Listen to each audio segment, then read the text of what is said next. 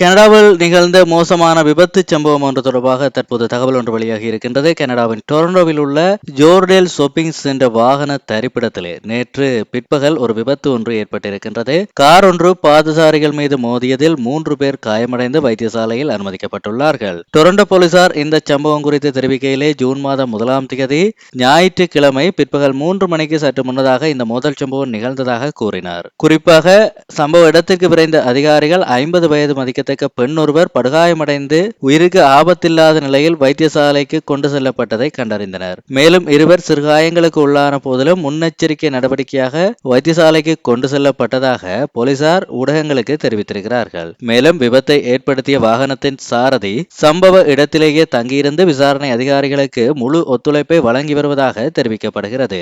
இதுவரை அவர் மீது எந்தவித குற்றச்சாட்டும் பதிவு செய்யப்படவில்லை என்று போலீசார் உறுதிப்படுத்தியிருக்கிறார்கள். இந்த சம்பவம் தொடர்பாக மேலதிக விசாரணைகள் நடைபெற்று வருகிறது.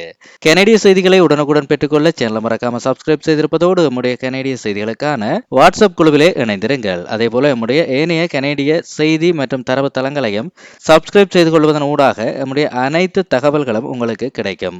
வாட்ஸ்அப் குரூப்கள் மற்றும் ஏனைய சேனல்களுக்கான லிங்க் கீழே டிஸ்கிரிப்ஷனிலும் முதலாவது கருத்துரையிலும் கொடுக்கப்பட்டிருக்கின்றது.